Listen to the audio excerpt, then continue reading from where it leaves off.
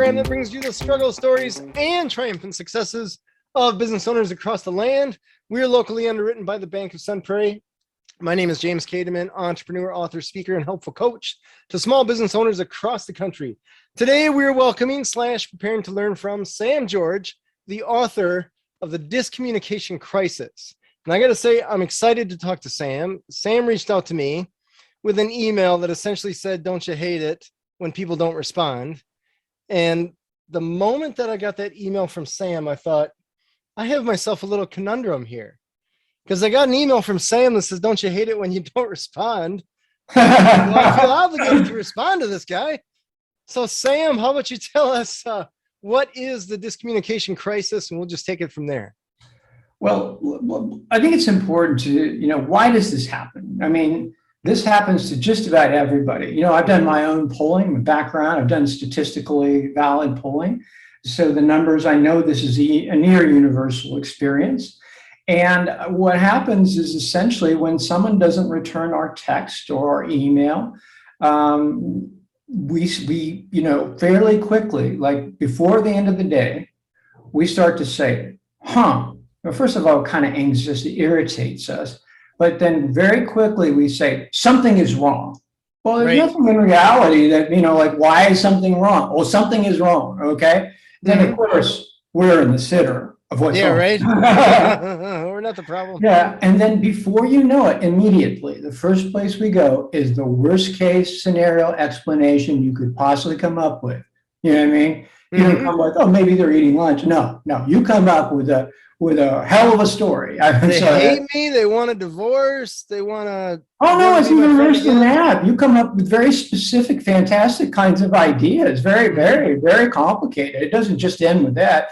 You create a story as an explanation, and it's always the worst case scenario. And what's even worse is that you continue to ruminate on it, and it becomes a negative loop and repeats. I mean, basically, you catastrophize. And I mean, it doesn't go away, and no matter how you try and bring yourself back, you can't. You can't. So what's amazing here is I'm sure that these listeners, your listeners, I would imagine that for 95% of them, maybe 100%, this is the first time that someone has raised this issue. We all experience, right? Yeah. I mean, the only people that have raised this issue to me are women I know that want to know why their boyfriend didn't return their message, okay? But they don't tell me, hey, I'm paranoid and delusional, and, I think he's having sex with his mother, you know what I mean? Right. That's they just say, hey, why do you think that is? That's the only people that sort of even recognize it, We all do this. The things we think are crazy, we suspect our best friends and our wives and our husbands and our, the people we trust. So why do we do this? And why has no one ever talked about this before? So that's what I set out to write the book. So those are the dynamics, I've done extensive survey research, and I can just tell you it corroborates it. I mean, 70% have anxiety or agitation. Close to 68% will jump to the worst case scenario. And 73% have negative loops of thinking that repeat. All right. And then actually 40, circling. Yeah. So that's right. And 46%, this is what astonished me, actually do something they regret because of it. So this isn't just a party in your head. This is also people do things. People break up with their boyfriends and girlfriends, I mean, people do crazy things. In my book, there was a guy who actually murdered his girlfriend out of jealousy over an unreturned text. No, there are other factors, okay? There are other factors, but you get the picture. Not a parent that's just in relationships, where obviously in an early dating relationship, this is just a general thing, but it applies to a lot of people. The woman hasn't heard back. She sent a text to her boyfriend or dating boyfriend. Hey, loved dinner last night. Okay. Now, she has not asked for a response. No response is necessary. But by the end of the day, she's asking herself, well, she's concluded that the relationship is over with. And what did I do wrong? Now, the guy, on the other hand, if he hasn't heard back by the end of the day, he's thinking something different. Who's she sleeping with? That's where guys go to. You know what I'm saying? No, most guys are not quite. But if a guy goes, he'll start ruminating about that. Is it Paul? Is it, this kind of thing. So a parent, there's not a parent in the world that doesn't go through this all the time. An unreturned text from a kid. Oh my God, they're kidnapped, they're dead, they're dead. I mean, it drives parents crazy. And then, of course, in business, it effectively, email is the backbone. And this kind of indecision, it hurts morale. It impedes the communication. People don't know if they should follow up. It breaks the clear communication loop of business and costs companies and small businesses a lot of money. When do you think it became I don't want to say the norm, but acceptable on a societal level for people to just not respond to messages that more or less demand a response or should be at least politely responded to? Like I said, the text, that's a whole nother, we'll get into the answer, but I'll tell you. Let's just deal with emails, because you actually compose emails. You write an email, like, you compose it. People don't always compose text. Right. Okay, you compose it like you're writing a letter or something. You're sensitive to what the person on the other side is thinking. But what's happened here, James, overall, is that for millennia, this is the first time in world history that human beings have not had direct feedback and immediate feedback loop like we have right now, either by person or then later by phone, since the beginning of time. And that break, that shift is the biggest shift. It's bigger than the printing press in terms of human communication, in terms of human, I'm not saying communication's all, but in terms of our communication. I mean, you think about a direct conversation like this. I mean, essentially, you make your points, you clarify, any questions are answered. You might have a few laughs along the way. You feel good. It validates you. You walk away. I mean, most conversations are good conversations. I mean, I mean, they really are. So it's that's because of all these things. You're heard. You've got closure. You feel good. You walk away. And the depth of understanding is probably 50 times what a text. They're just not set up for this kind of depth of understanding. Right. So that we don't have, so by nature, text and emails, by their very nature, are broken loops. There's no such thing as immediate feedback. That's really the turning point. It didn't happen to digital communication, and it didn't happen till really this, like 2000, when people started, this became a predominant form of communication. And what's happened is emails and text have replaced interactive, have replaced phone conversations, have replaced face-to-face meetings, and et cetera.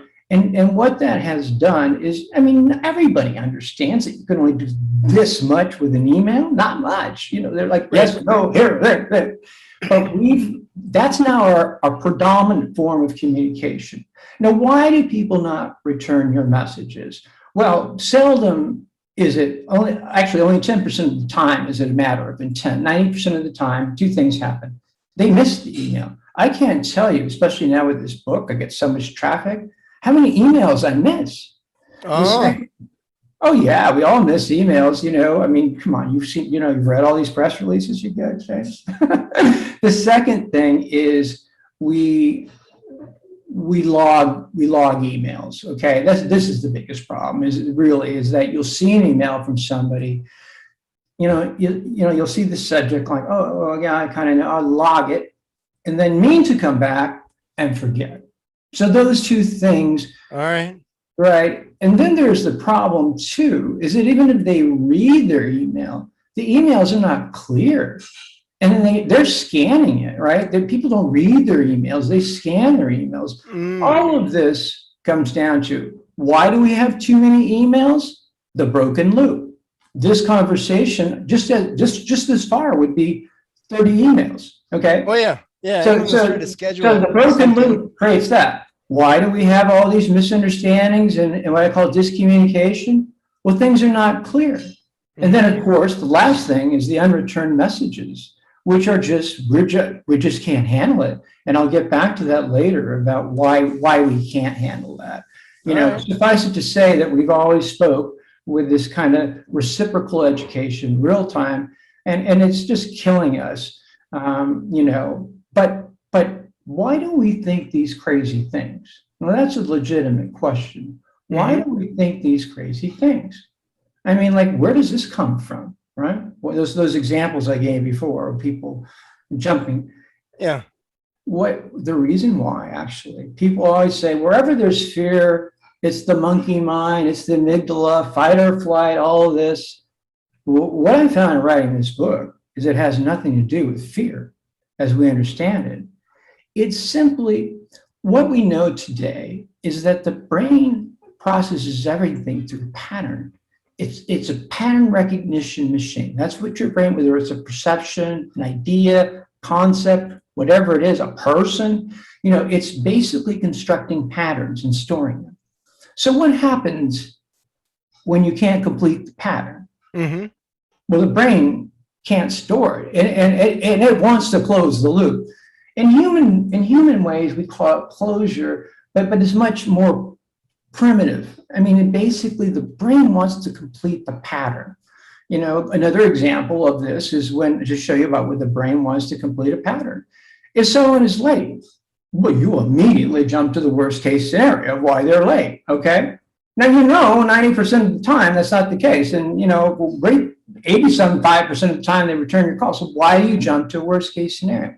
Because, James, that worst case scenario creates an ending and closes the pattern.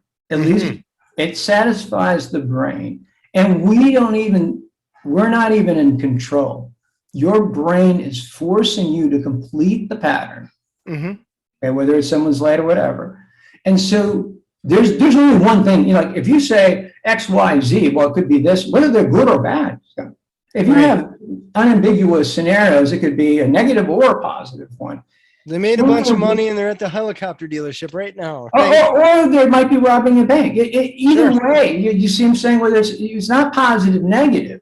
It's the fact that it's a worst case scenario is certain, it's concrete, and you can't have, to end the story, you have to have an ending, punctuation point, and that's it. It's crazy when you think about that, this whole process that we all deal with. But I will go on that actually goes beyond unreturned messages, that a great deal of anxiety and fearfulness in our life is just generated not by fear, but generated by our brain just doing its thing, Sure. All right. So basically the discommunication, when somebody, it sends the brain crazy, essentially they get a communication. It wants to close the pattern, close the loop, and it will do everything it can. So we don't even know this. We create a story. But why do we keep on repeating this, James?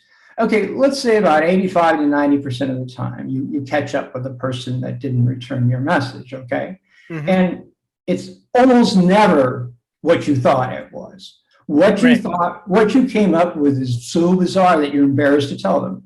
Or anybody for that matter. Now, if someone's late, I mean, 98% of the time they weren't kidnapped in an accident and all these sorts of things, but yet we continue to jump to worst case scenarios. There are other areas too. It's simply the brain. The brain is trying to complete a pattern to close the loop. Since we're narrative beings, it needs a worst case scenario, right? Because that closes the loop. I just assume a lot of people are bad at their own personal time management. So I don't take it personally that they're late. No, in other words, this has nothing to do, okay, people say, now there's the longer term issues of catastrophizing, that's different, but we're talking about, like situations on the spot type things. We're talking about short terms, because that's a whole different ballgame.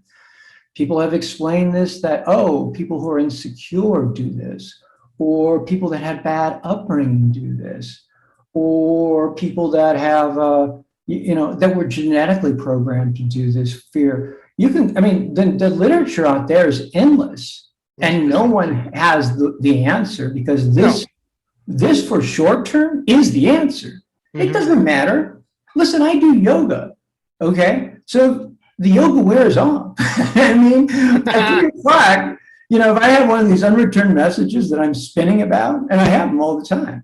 So if I have one of those messages, I'll do yoga. Oh, I'll feel good. But then by the end of the day, 3 o'clock. So nobody's, no matter how confident, no matter how self-actualized, we all have this. So it has nothing to do with us. It has to do with the brain. It's nothing that we do.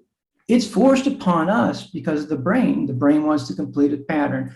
And like I said, I'm not getting into it, but this structure, whether, I'm waiting for a job, fired.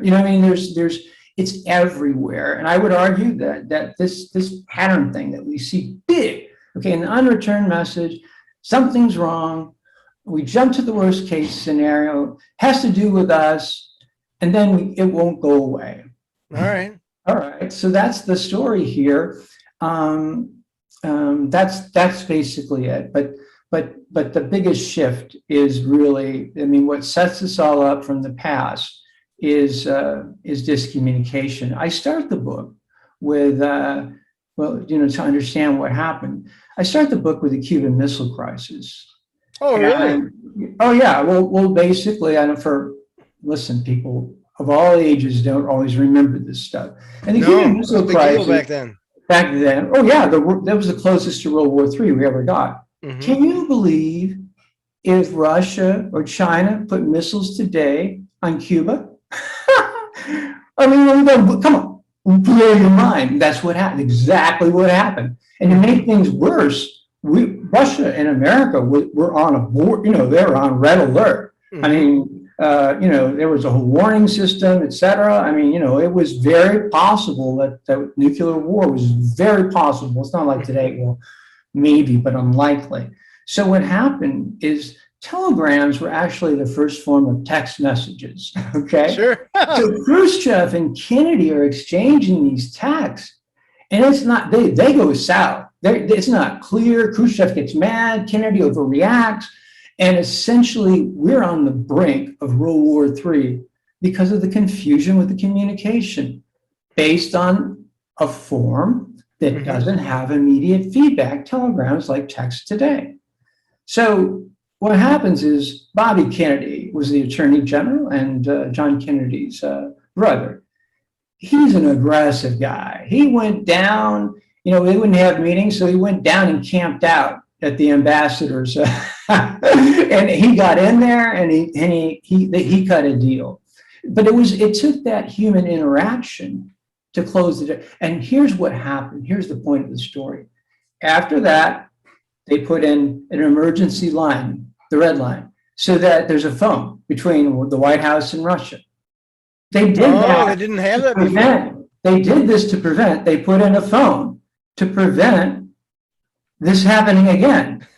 Well, we've gone in the other direction, you see, and the same kind of disaster in our personal lives happens every day. The same kind of disaster that happens, this confusion almost led to World War III.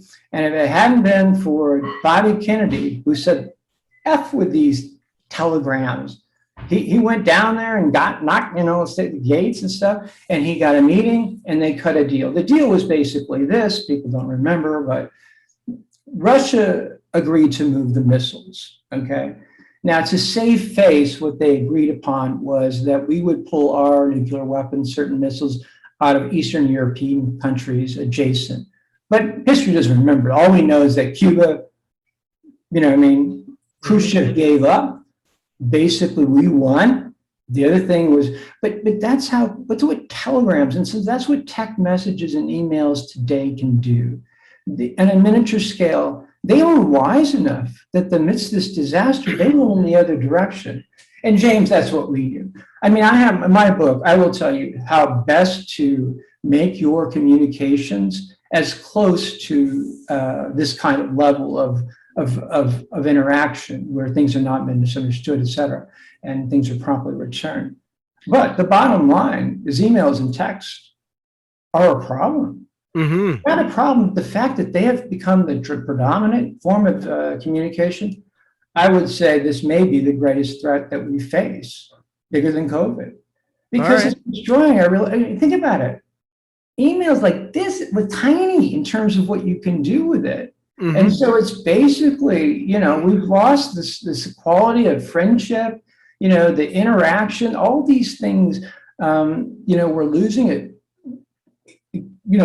It hurts relationships. There's not anybody that doesn't in a few months span that hasn't had a miscommunication in a relationship over, a friend, or like I said, the parents are having them every day, and in romantic relationships too.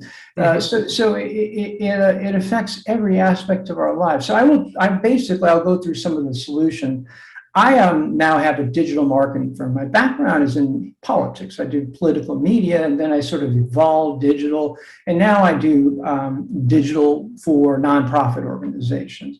Okay. But I know the business. I mean, this is $1 trillion business of getting people to open the email, read them, and give them money. Okay. So what I did is translated what I knew, what I learned there, and tried to come up with solutions that were proven to apply to everyday life. Mm-hmm. And that's where I got my solutions. Now, James, do you have any questions? Well, I don't know if you mind if we shift gears a little bit, because Sure. I want to know what triggered you to explore this and then to eventually write the book. Well, I was actually working, I've studied philosophy, done graduate work in philosophy. It's always been a hobby of mine.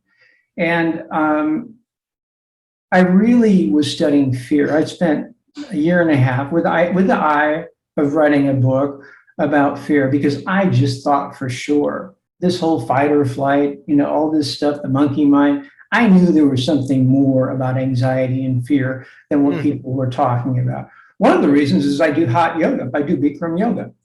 Now, essentially in Bikram yoga, you're doing yoga in a temperature of 110 degrees with 45% humidity. All right. What happens there is you talk about the fight or flight, it goes off. Your body, no matter what's in your head, the fight or flight, the amygdala, now you don't experience fear, but your body does. And so that whole mechanism goes on. But no one would call hot yoga fear. So I realized it was just a label game. And so that's where I came up with, I thought, hey, this is something that's manageable, a small piece, because, that would get out there to people, get them thinking about these things. I thought it would be sellable, and it has. But what I realized in writing it, I actually got the answer to the bigger picture. And that's basically the brain's pattern process, that explains a lot of our fears and anxieties today. Mm-hmm. It's not what we think. We don't have anything to do with it. It's the brain. And, it's important to know that, one, you're not alone in these feelings, okay? And then two, but it always had bothered me. I mean, for years it had bothered me. I talked to my psychologist about it. Oh, they said that's normal. And then I asked them, why? Why? He was a Jungian and Freudian, they didn't have the answer. Mm-hmm. And as far as I know, when I would bring this up, nobody ever, they would look at me like, what? Yeah. And then they'd admit, oh, yeah, I understand what you're talking about. I mean, we all do this, but no one talks. Wait, why is there, how could something this big? Mm-hmm. I mean, this happens to everyone. We think delusional things. We go off the deep end and we do it with regularity, but yet no one talks about it. It's not in any psychology book. So that's really where basically I got started. My first book was about the Great Divide. In 2000, I was a co-author in 2000, and actually in 1996. Okay. In 2004, myself and a couple of other people wrote The Great Divide, Metro versus Retro America. It was the first book about red and blue states. Yeah, people had started to see this, but nobody had any idea what today has become a full-scale war. I mean, it really is a war between Metro America and Retro America. Mm-hmm. But I could see it back then, right? I could see something that others didn't really completely see. And we went into the, this thing, this is not just about Trump. I mean, this red blue thing, this goes deep into the founding of the history of the United States. Political economy right now, nobody knows this. I mean, nobody talks about this. If you have a state like Georgia and Amazon and Microsoft go there, okay, before you know it, it'll be a blue state. Blue, a democratic state, that, technology, the means of economy. If so, basically, West Virginia, which relies on mining, or they rely on agriculture or something like manufacturing, they're more likely, that's a retro. They're more likely to be a red state. So we got into the culture. A lot of the red-blue divide has to do whether you go to church a lot. If someone goes to church, is an atheist, they're almost 90% sure to be a Democrat, okay? Or a libertarian. If someone goes to church every week, the chances are if you take Hispanics out of the picture, it's 80%. 80% of the people that go out to church on a daily basis vote Republican or, red. And that's who composes these red states, large. So we got into dynamics that still today basically haven't been articulated. We just know is that there's a pissing match between Trump and everybody else. But this and his opponents, but this has existed. It's been coming in the flesh, and long after Trump, this will persist. It's just become out of control, and it will. So you can see that I saw, both of these books have in common seeing something that other people don't really see, and then coming up for explanations of why they are. And in both cases, I've done that, and so I feel that I've successfully done that here. Yeah, I guess it's pointing out problems. In the one case of communication being a problem, in the other case, the whole red-blue state thing. Red-blue state thing, I feel like has been going on for quite a while. I mean, years. I remember when I was a kid. What's that? Oh, absolutely. But what I'm saying is that it hasn't achieved the level. I mean, the level. No, it's somewhat of a snowball now. It's gotten bigger. Yeah. And it's going down the hill. Before, I guess there was it seemed to almost neutralize itself, right? Red gets in there. Well, I mean, they do what they do. Then we're like, we should try blue this time. Blue gets in there. They do. Listen, I'm not saying I saw this was an apocalypse that I saw the red-blue thing. Right. But if anybody saw it this extreme. But the explanation behind it. Sure. Until this day, no one else has explained it. Right. Fair. You know what I mean? There are no other explanations other than this one from 2004. And yes, we did predict that this was going to get even worse. We are, basically the authors, including myself at the time at least, are Democrats. And so Retro America kind of already had a self-identity. They were already voting consistently Republican. Whether it was against their economic interest or not, they were doing this, okay? A lot of people with low income.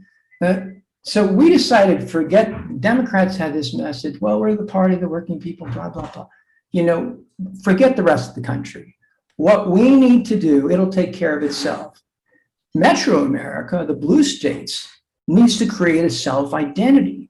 You know what I mean? It needs to be a political force, but to do that, people have to recognize. In other words, this they didn't get.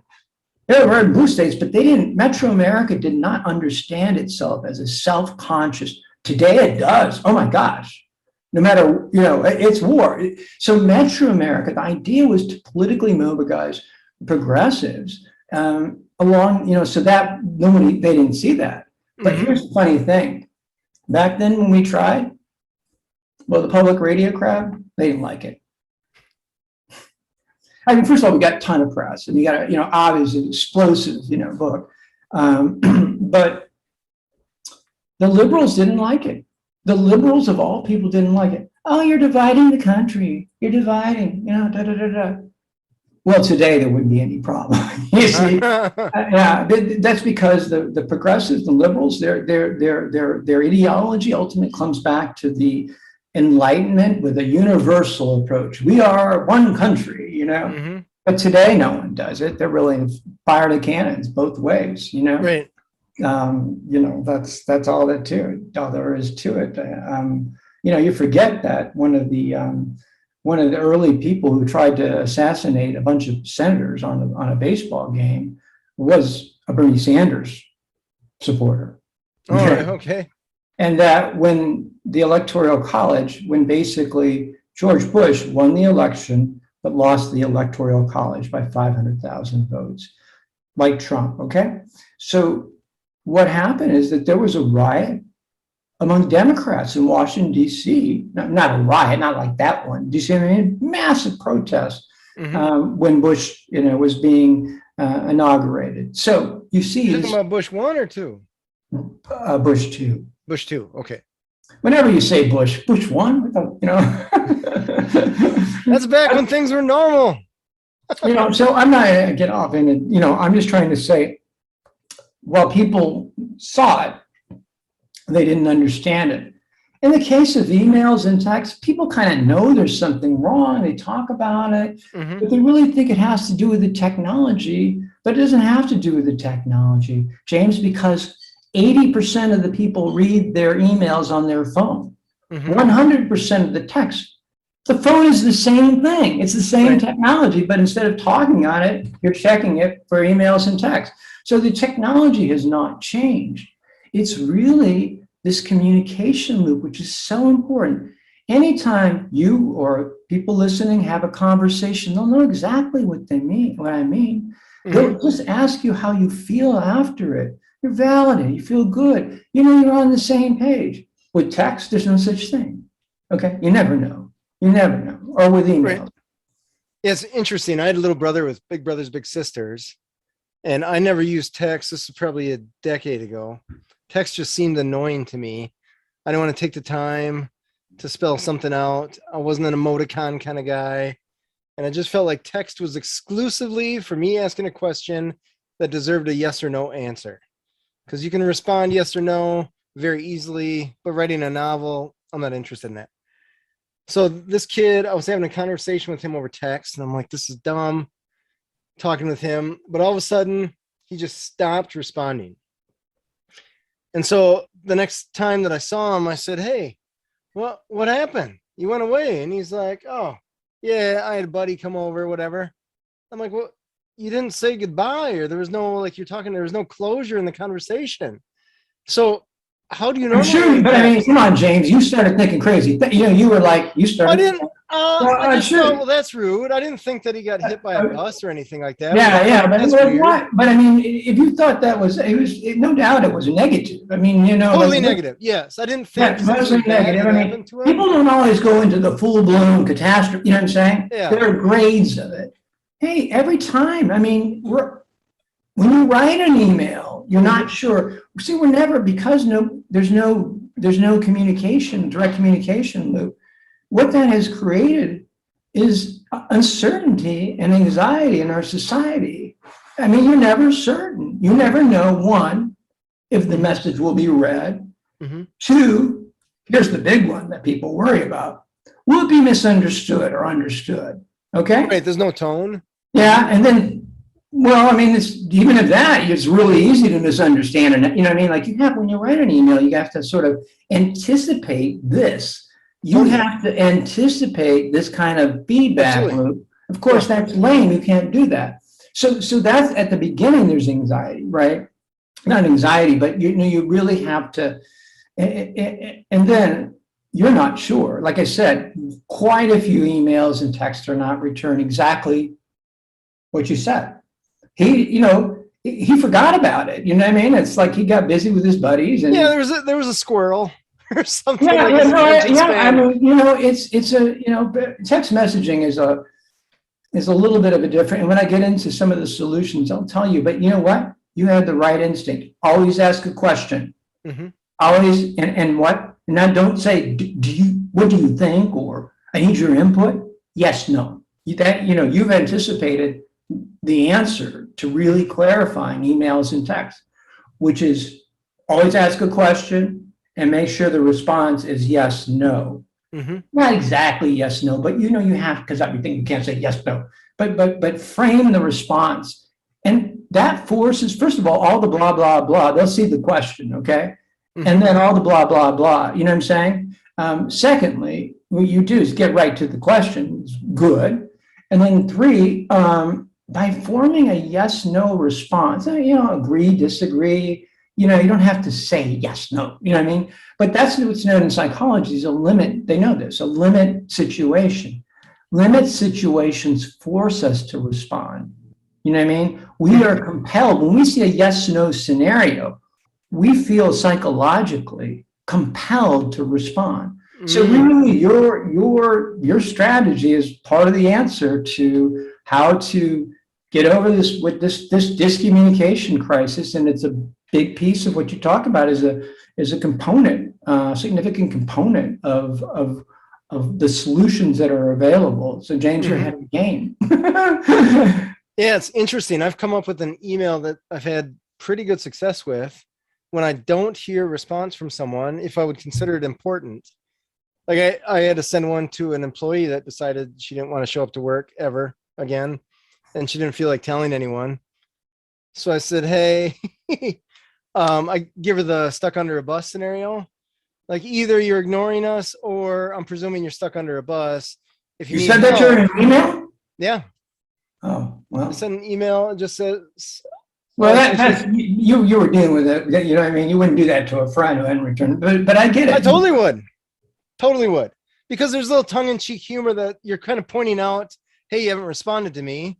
The only justification for you not responding to me is that you physically can't. It is not that you made a conscious choice that's not the basically comment. That's not that I don't basically have that in my book, but it's a clever strategy. And I think it can work. I know that, and sometimes, my publicist, when he's sending emails to people and they're not responding, says, funny, this is what the book's about. Right, the irony, right? Right. Generally speaking, I think as a general strategy, you just send the email again. You don't even reference the previous email. As a general strategy, I just tell people, because people have to do this all the time. The bottom line is, James, very few people, over 67% of the people, according to my polling, are very uncomfortable for sending a follow-up. So they sit there and, catastrophize, and people don't send a follow-up. I mean, you're dealing with an employee problem. What I'm saying is that all these other things, your mom or whatever, there's a lot of other communications out there, more general communications. I think that what you suggest is good in select cases, but it's very good. And it's an effective way. Actually, I should have included it. I should have included Book it. Part 2, it's all good. Yeah, it's a good tactic. I should have included it because it's a very good tactic to make a joke about it, right? Yeah, I think I try not to be a jerk and say like, look, jerk. Yeah, it's a good idea. Decided because we both know that this person, right? I'm communicating with this person, or I'm trying to communicate with them. I can see that they saw the email. Or I can see that they saw the text. How do you know that they saw? I know you can. Here's the problem: is that, like I said, with email, the text, you can see that, right? That they saw. But that doesn't mean that they read it, right? They saw it. They opened it.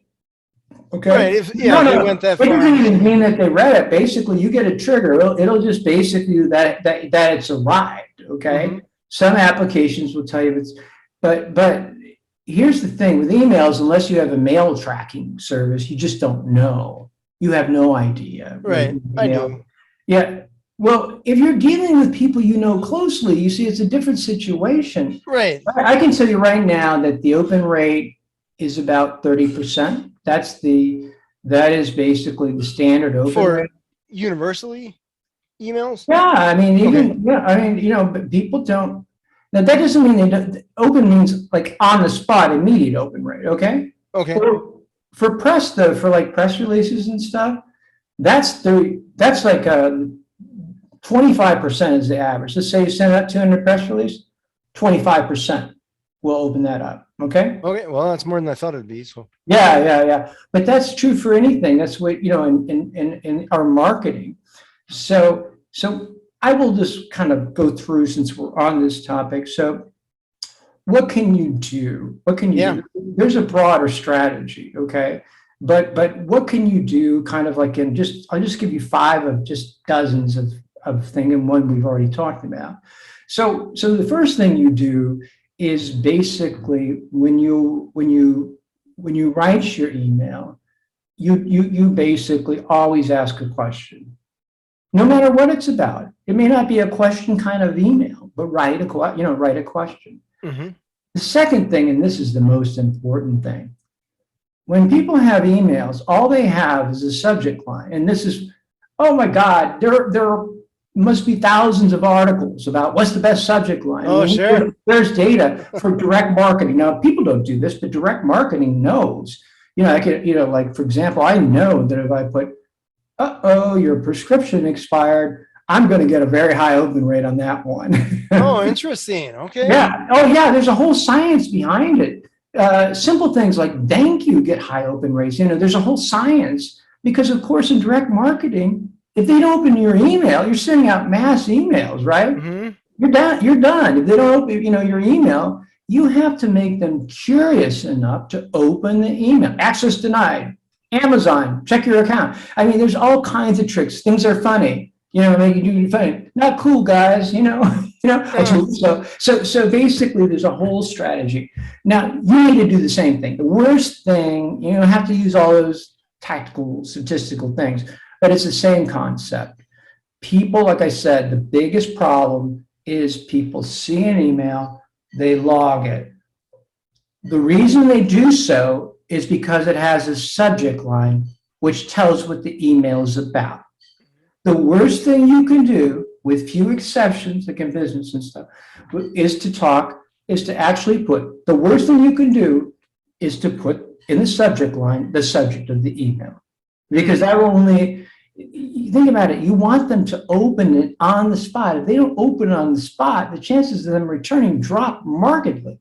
So you want them to open it on the spot because, unless you're in a car or something, we're in front of our email, we see it, we can open it, at least in theory. It's like, not always, but quite a lot of the time, we see it, but we don't open it because we think we know whatever, okay, that's about the meeting. I know there's a meeting coming out. I'll log it, get back to you, and then forget.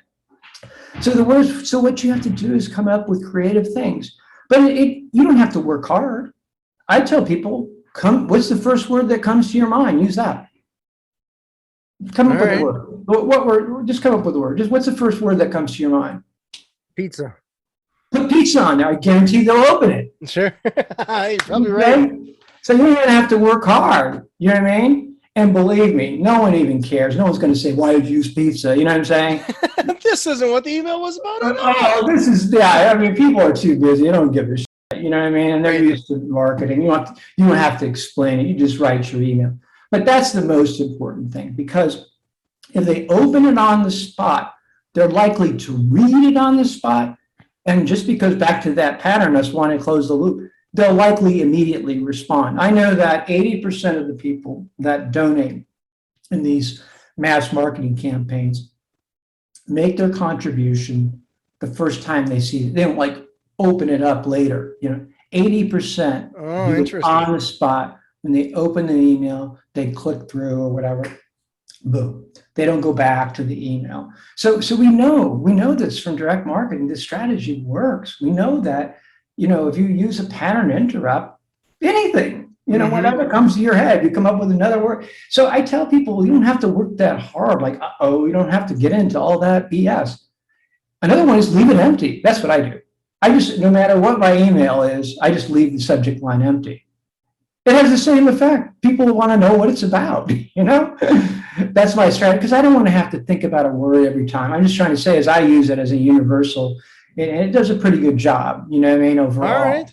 Yeah. Next time, if you got an email in your box and it's blank, subject line, blank, that too creates, anything to create curiosity, anything. If you want to be clever, then you can talk about, if you really want to do it, then, you could mention something that you two have in common, and then put question mark or something. Remember Margaret? Maybe you knew Margaret from college or something. Remember Margaret? Oh, that'll get, you know what I'm saying? So that's even better. You know what I mean? Right.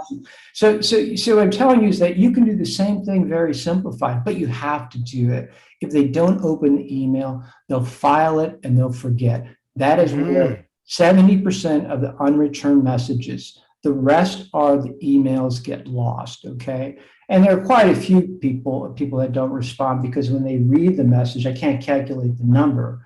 They don't know what the person's asking. And see, that's the thing about All asking a right. So there's not question. a definitive question. That's where you were right, James. You're ahead of the game.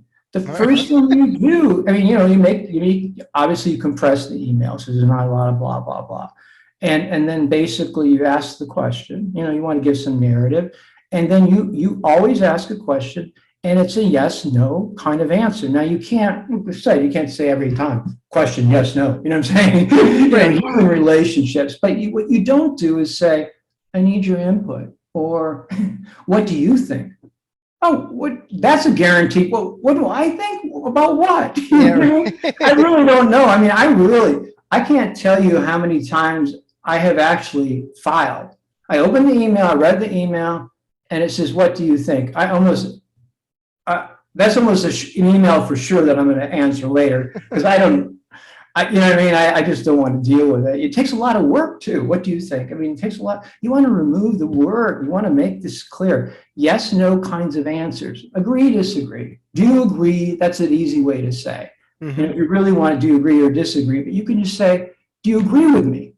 Mhm. You can do that with anything. Okay. Do you agree with me? You know what I mean? So that I'm just trying to give you simple ways that you can do this every day in your life to get people to open it, because that's the most important thing. If they do not open your email on the spot, the chances of them returning drops off markedly. Oh, I bet. Yeah. Yeah. I mean, if I did the math, it's like hundreds of percentile. Because then it's just buried in the hundreds I of other know emails. I know from direct marketing, right? 80% of the, I mean, we know this. I know this about subject lines, you know what I'm saying? The open rates. Mhm. All these things I tell you have been proven. They are a fact. There is a whole $1 trillion industry based on a couple of things. Mhm. The next thing is, this is right out of is old school, but it always works and it's so true. Always use their first name. In an email, use it 3 times. Always start out with Dear James. Okay. Then use, actually, on the question, James, comma, question. And then, when you're signing off, say, hey, thanks, James. Use the person's name 3 times in an email, not less, 3 times. What this does is it keeps them. I mean, we will stay tuned to our first name.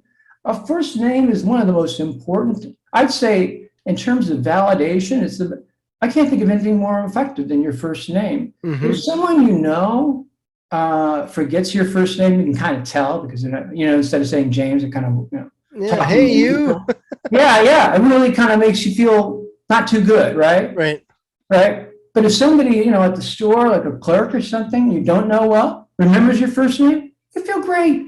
Mhm. That's the power of first names. One time I had a chiropractor. He came from Florida, kind of like I don't know, he's kind of a sleazy guy, but he was substituting for my normal chiropractor. In a matter of 20 minutes, he must have said my first name 36 times. Now I knew, and it kind of irritated me, you know what I mean? But he kept on saying it. And I walked out of there feeling great. Wow. All right. Oh yeah, they've done this. This is like they've hooked people up with wires. This is what sex, money, this person's first name. Think about it. That's you. So that's a guaranteed way that they will read the email. So many people scan the emails. Do you see what I'm saying? So you've got to get them to read the email, and the simplest way to do that is to put their name in 3 times. The second thing, in terms of text, how many times you use the first name is not relevant, but what is relevant is that the first text, Dear Jim or Jim, comma, that's, we presume because it's on there, you still begin your text with a first name. You give a very short, kind of like what the issue is, and you do exactly what you did, James. You ask them a question with a yes, no answer. That's how you get a response with text. but always use the first name. There's nothing we like more than our own first name. It's better than sex. Okay. I mean, they've wired people up. They show pornography. They show all kinds of things. People, in terms of your neurotransmitter, your brain's pleasure thing, your name. Well, come on, James. If I just sit here and say your name 20 times successively, you'll feel better. I mean, this is the first couple will be cool. After that, it's probably you'll be irritated, but you'll feel. Believe me, I'm telling you, this shit works. I mean, like a lot of people in sales understand this, but with emails and text, this has never been applied. No one really says, do this all the time. I would say that it's very common. Majority of emails that I get don't say "Dear Sam." Okay. I mean, it's usually they just go right into the body. Yeah, they just go right into it because it's me, right? It's not anything negative, but it's three things in the email. One, in the introduction, "Dear Sam." Okay. Secondly, when you ask that question, Sam, comma, then ask the question. Okay, at the trigger point. And the third is, as you sign off, say, "Thanks, Sam, James." That's simple. I guarantee you. And so all of that will get an immediate response, and your communication, I mean, you won't have this problem. But there's one last thing, and that's what you were talking about, unreturned. You have to do follow-up. We talked about this. You're a creative, assertive guy, right? So you do this stuff, right? A lot of people, a lot of people are followers, right? They're afraid to follow up. What will they think about me? And what I tell people, the simple way, I mean, I think you come up with a sort of that's a specialized boutique category. I wouldn't use it all the time, obviously, but a general way. But it is good, and I would have included it. But a simple way I tell people is they haven't got the email, 90% of it, lost it, they file it. Just write another email, edit, copy, paste. Don't call them on not having the email, because that can backfire. You don't do it with the club. If you just do it, don't forward the email. Like, did you get my email? Don't forward, don't file, don't just basically, as a universal policy, you could do more creative things in certain contexts, like you do, Joe. But I mean, for basically business, the predominant thing, just send another email with another original subject line. Cut, paste the same email, okay? And then all right. Yeah, because it's not, they haven't seen the email. We all know that's the problem. They haven't read the email. Yeah, I guess I've done that before where I've forwarded you can't to them and copied pasted the email so that they can see in the chain. No. That's another thing. Chains are, this is something I normally don't talk about, but reply all is deadly. You know what I'm saying? Right. Well, I guess when I say the chain, I mean the interaction between me and them. Yeah, I think that's another good point. I really think that, generally speaking, now I do this, now maybe for other people it's different, but I prefer non-conversation, where you don't have all this succession of 15 emails on the email. Okay. Because sometimes it's hard to find out the incoming email. Right. Sometimes it's at the bottom. Sometimes it's not. So essentially, but that's a matter of taste. But basically, you don't want to forward the email. I would say if you have that kind of thing, just cut and paste the part. All right. Not the rest of the history. If you have this kind of right. That's what I do. Yeah, the initial. I guess but don't forward it. That I did not get a response. Don't forward it. Just cut and paste it like it's a new email. I'm not. These are not even. When I say don't forward, I'm just telling you a better. What I believe, because some people, first of all, forwarding emails is just not a good strategy. The people that work for me have to tell me what it's about. I got too much stuff going on. You forward me an email. See, people don't have time to work, right? I have time to try and, like it's a puzzle, try and figure out why you forward me this email or what the email is saying. I don't have time for that. Sure. So if you don't forward me an email, just kind of summarize it. Or if you don't, the people that I work with that work for me, they can't forward. I don't accept forward emails. I think it's a bad strategy overall with people. Forwarding emails, restate your case. Do you see what I'm saying? You forward an email and they have to kind of go through. Listen, it's a lot of work to somebody sent you a forward email. You don't know what it's about. Okay. right? You have to then kind of look down. Too much work. That's a guaranteed way. You know what I mean? Yeah. And so I generally say universally, this is not just on the, don't forward emails. Okay. If you can basically cut and paste. Another thing is don't put website links. That is not going to happen. Okay. No If you- website links in the email. Well, if you do so as a supplement, but what you should do is take a screen picture. And you need to show the website, right? So, for example, if there's an article on a website, you're better off to cut it and to copy and paste the article and then into the body of the email. Yeah, because it takes work. The people see the link. They're not people. Very few people will hit a link.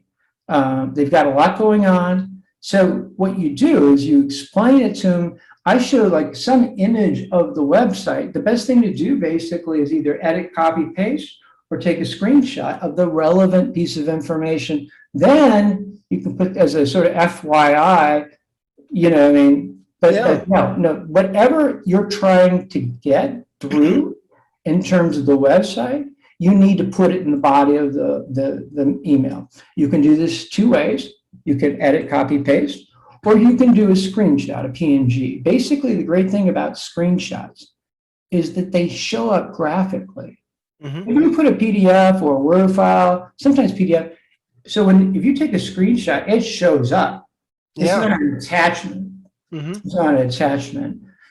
So that's another thing. Then attachments. Try not to use attachments. That's another way. The more work, the less likely, again, with an attachment, you're better off to basically take a screenshot and put it in there. If they have, I miss the attachments. I can't tell you how many times I didn't see the attachment. And particularly if you're in conversation mode, like if you're in conversation mode, my emails are 111, so there's not this long history. But for some people, that are in conversation mode, and I think quite a few number of people is, oh my God, attachment, where's the attachments entangled? You can't find attachments. So these are things that are kind of outside of the, these are sort of general strategies of, other things. But the overall strategy is essentially to basically create real-time communication to the extent possible. But that said, you can't do it.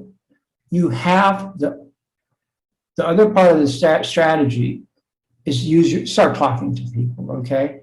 You have to start talking to people. You have to start meeting with people. You have to do this. Otherwise, your level of connectivity and communication will wane. You have to do that. Now, what I do, I don't actually, write this in the book, but what I do is I always schedule conversations because I don't want to deal with unanswered voice messaging. I think a lot of people don't. So if you text or whether you do it in an email, set a time. Okay. All right. Oh yeah. Especially, hey, can I talk to you at 3:00? When anybody says to me, well, I'm available from 4 to 7, I say, oh, how's 5? You know what I'm saying? Don't leave it open. Because they'll miss it.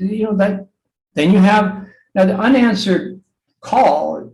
Call the voicemail is a little bit different because it's an invitation to a conversation, but some of the same psychological stuff happens if somebody hasn't returned your message. So to avoid that, you schedule it. Okay, that's what I do. Yeah, I like that. Yeah, and then also what I've done personally, no text. Okay, no text. So people, basically what I've done is I've put everything on email because I have a home office and I see the thing all the time.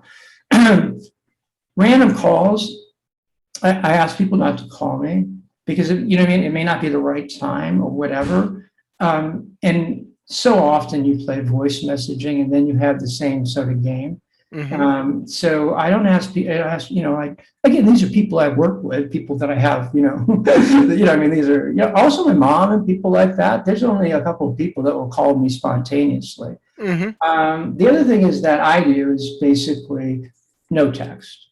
I don't do text. I just don't do it. Okay. I shut that down. And I would argue to people too, to try and, to minimize the texting. But people are different, so I can't say that's universally. But what I've done is basically unify my platform. But this is not, again, this is me. This is not something I'm saying for all people. Mm-hmm. But you do want to reduce the clutter. You Mm-hmm. do want to reduce the uncertainty, right? And that's why these things, are best. But you need, if you're not getting an answer, you want to get on the phone, but you shouldn't just get on the phone. Mm-hmm. You know what I mean? You should send them a note, text, Right. I'm calling you, okay? Mm-hmm. So all of these things are ways and tactics that you can do, but the overall strategy is to are things like this. Finally, there is a part of the book, I devoted part of the book because I actually have a yoga company, a medical yoga company that's on Oh, here. really? Okay. Yeah, I train people online, medical yoga, another idea, medical, it's called White Medica. And it's right now, it's mostly a training program online. Thousands of teachers we've trained on a study. We've done one study with ASU on seniors and one study with Mayo Clinic with breast cancer. We create yoga series based on, that center, we test these yoga series we come up. And then we teach people online across the world. We sell these courses. And Wow. again, with these, but it's all done online. And so in the development of the course, we engage people, like for example, but essentially the same kinds of things are at play. I mean, essentially, I basically also was developed, like for me, talk about Zoom. Zoom is a failure, okay? I mean, overall, Zoom is a failure. The irony of us here, but I understand what you're saying. There's nothing that we couldn't, the sound, first of all, even the sound, I've got a high level microphone, the sound quality of Yeah. the phone. Right. I mean, the distract, okay, one-on-one, it's okay. Well, first of all, there's glitches, okay? Almost Totally. all Yep. the time there's glitches, okay? Mm-hmm. But I know back to, this goes back 25 years ago. I had a Uber client, one of my main clients in life was a billionaire named John Sperling. He was a billionaire when billionaire meant something. I also George Soros. But basically, he created the University of Phoenix. They developed the first online university, boom, full scale, like 100,000, and still today they have by far, they were the first one to do a comprehensive, not a little, and I was involved in some of the research. And one of the things he had me look into as part of the curriculum is to compensate. It's adult education. University of Phoenix is still very, it's not just online. They have campuses across the country. Yeah. It's adult education. And so adult education have less time. You're not going to class. So one of the things they do to compensate for the lack of access to the teacher all the time is they have teams. It's a very important part of the educational model. Back then, believe it or not, there were proprietary solutions, that were not that much different than Zoom, okay? Okay. They were like this, okay? They were not that much different than this. If you wanted to pay a lot of money to get this, you could do this, okay? Even with the bandwidth we had back then? Yeah. Right, dial up and all that kind of stuff? I'm just telling you that. I can't remember the detail, but basically in terms of function, okay, but in these focus groups that I did across the country, it didn't matter because we simulated basically that. And you raised good points, but across the board, the conclusion of the research is that a conference call is a better way to do this. Oh, interesting. Than interactive, and today too, absolutely. I would argue that this, that even many times, I don't know how much different this interview would be, basically on a phone. I really don't. And I can actually answer that, and this is only from my experience. Yeah. Because pre-COVID, I was actually in a radio studio, and I would interview people over the phone, and it was weird because you're in a very small room, radio studio. I think it was 6 foot by 5. you're in a closet with a lot of computers, a lot of things generating heat, and you're hearing the voice of the person that you're interviewing, but you don't have any, there's no body language, there's no eye movement, there's no facial expression. It was an interesting, not necessarily bad, but I personally like the addition of video. I prefer dramatically more so I think that in person. my issue with Zoom is multi-party. Okay. I have no problem with Zoom or Facebook. I use it actually one-on-one like this. I do think that this connection with a face-to-face thing on a one-on-one basis. Mhm. But doing a large meeting, 7 or 8 people, Oh, yeah. what typically happens is the person who convenes the meeting takes over. Okay. How do they don't even know how to, they wait to the end to say, okay, I have a question. So absolutely, there's no way. This is what the research shows then, and it's true today, that you're going to get a much more interactive if it's multiple people on a conference call than you're going to get through Zoom or FaceTime doesn't even have it. Absolutely. On one-on-one, I think that you're right. I think that there's a value added, but in terms of so many distractions. I mean, there's the glitch, like your screen, people are down there. Then, a good friend of mine is a United States Senator, named Kirsten Sinema. She said she tells all of her staff to shut the screen off. Oh. Because it does psychological damage. The other day, I was talking to someone in England. I was getting ready for this. There was a picture this small, black and white picture of him and his dog.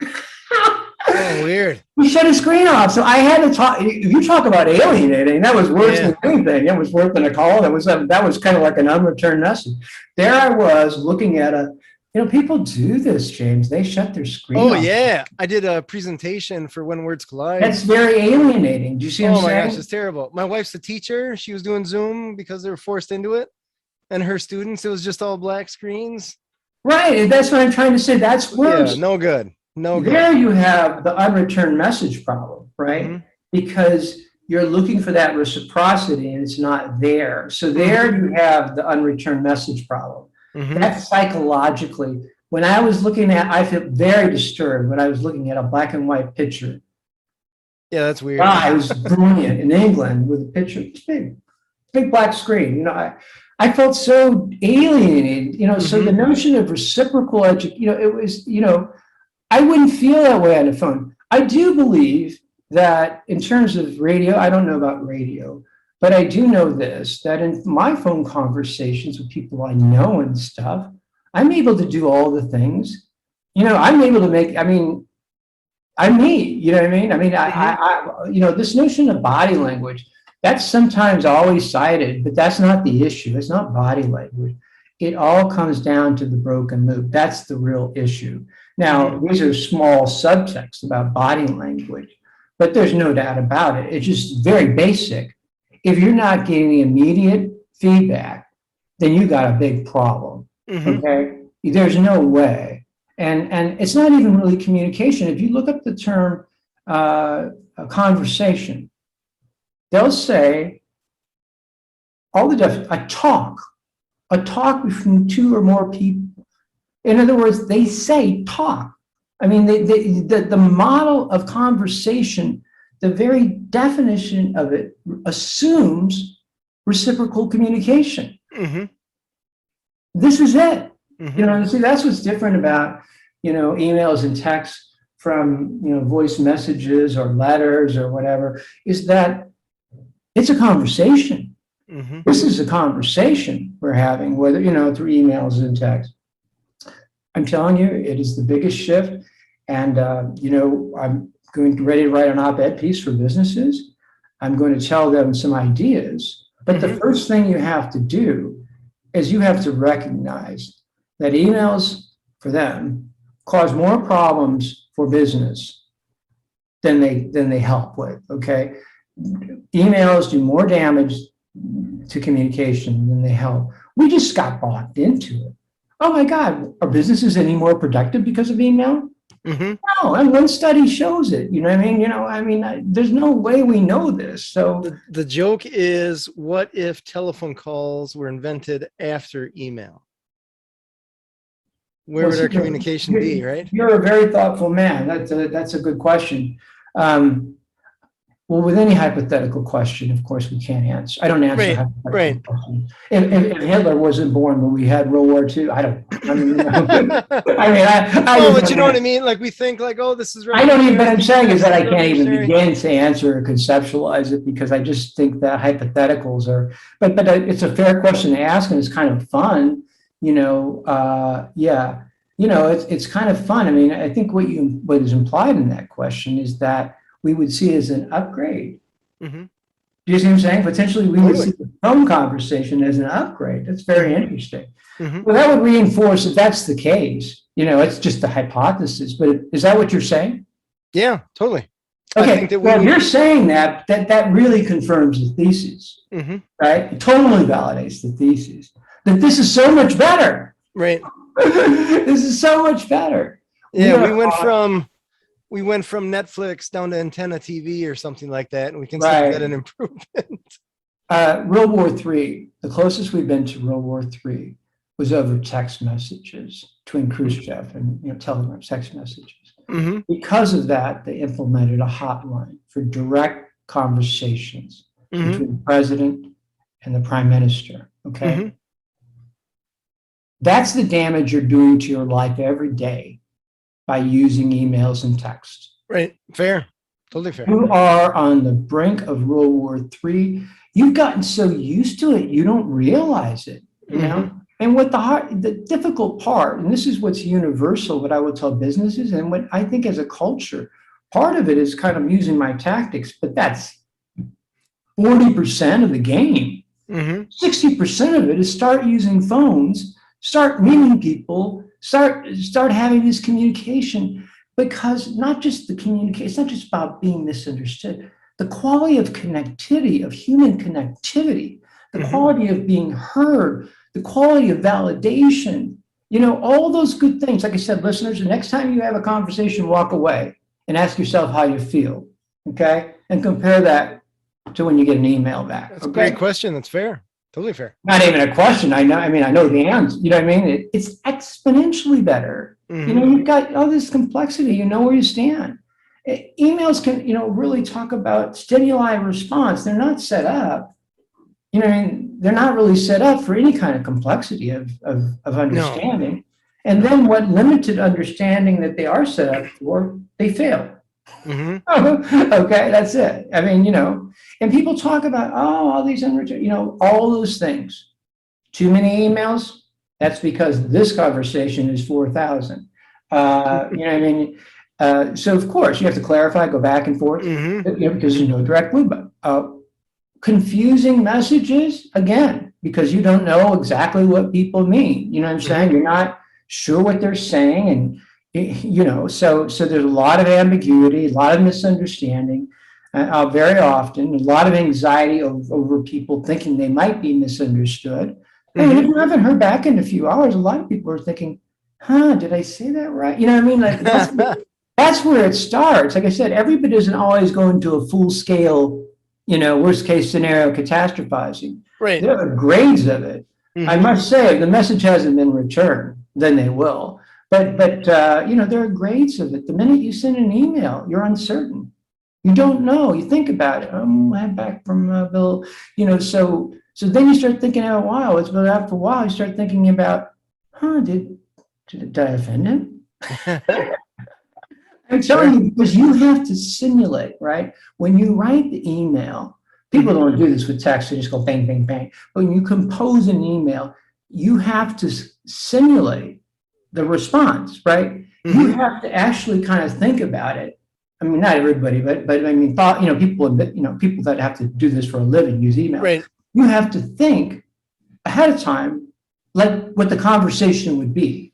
You have to anticipate what they will say. You have to be very careful in your wording, not to set them off, right? Right. Very, very, very careful. Whereas in a conversation, there'd be no problem. You don't have to do all this work. No. You know what I mean? Right. It's a fragile system we've created. We're on the brink of World War III, and we don't even know what we've created. And that's the larger awareness that I actually learned in writing this book. I knew this, I didn't know all about the discommunication crisis. I learned this in writing this book. I really did. I learned that basically that this is way bigger about an unreturned message. And it's more important than fear and people, pattern making. The issue here is that emails and text do more to interfere with communication than they do to facilitate it. More to interfere than to facilitate it. In terms of our mood and happiness, we would all be happier. I mean, you talk about the mood, getting away from the communication, we would be happier in a world without email and text. And that's what's tough to imagine. It's easy to imagine. You imagined it. Right. It's tough to you came up with the answer. You said, what was the phone call later? I it was the phone calls. Yeah, you're happier. You're being validated. You feel good. I feel good after this conversation, you rarely have a bad conversation, Right. Because even if there's conflict, you're able to iron it out. You can't do that through emails. It only basically emails are for a tiny level of communication, and it doesn't even do a good job of that in text, tiny level. And then the bottom line is there's no medium then for the bigger challenges of communication. Right. And so then basically you don't want to talk on the phone, you don't want to meet in person, and meanwhile you're using this little tiny thing to communicate. Right. All right. So basically, we have to realize that emails and text are a problem. And until we realize that, we will not be on the road to recovery. By all means, read my book. It will help. But I'm telling you, that's the answer. Right. That's fair. Speaking of your book, where can people find it? They can find my book at the best way, because, trying to navigate through Amazon is a tangled web. So just go to my site, www.discommunication, like dysfunctional, because that's what we've created, dyscommunication.com. Awesome. You'll see we have more background. And hey, James, I really enjoy this. You're engaging, and I actually learned some stuff. So thank you. Well, I do what I can. It's always fun to chat with people just in different walks of life. You're a very engaging person. Well, I appreciate that. Likewise. It's the nature of good communication, right? Yeah. Awesome. Can you say that website one more time? Yes, it's www.discommunication.com. We spell it out. D-Y-S, then communication, COMMUNICATION. Awesome. This has been Authentic Business Adventures, the business program that brings you the struggle stories and triumphant successes of business owners across the land. We are underwritten locally by the Bank of Sun Prairie. If you're listening to this on the web, please give a thumbs up, subscribe, comment, and of course, share it with your entrepreneurial and let's call it the people that aren't so good at responding to your messages. How's that for Remember to do those. Remember to eat the subject lines, guys. Remember. Subject line pizza. Yeah. Whatever you think of, blue, yellow, whatever. But don't put the subject. Okay, thank you. Perfect. I love it. My name is James Kademan, and Authentic Business Adventures is brought to you by Calls on Call, offering call answering and receptionist services for service businesses across the country on the web at callsoncall.com, as well as Draw In Customers Business Coaching, offering business coaching services for entrepreneurs looking for growth on the web at drawincustomers.com. And of course, the Bold Business Book, a book for the entrepreneur and all of us, available wherever fine books are sold. We'd like to thank you, our wonderful listeners, as well as our guest, Sam George, the author of The Dyscommunication Crisis. Sam, this has been cool. I'm impressed. Thank you. This is, I'm glad that someone, I guess, feels the same way about the whole ghosting effect, I suppose, for lack of a better phrase, the dyscommunication of the world. It's all the same way that I do. What I'm trying to say, ghosting isn't just when they write you off forever. It's all ghosting. Yeah, you never know. They don't respond, so you just don't know. Where am I? At any rate, past episodes can be found morning, noon, and night. Podcast link found at drawincustomers.com. Thank you for listening. We will see you next week. I want you to stay awesome. And if you do nothing else, enjoy your business.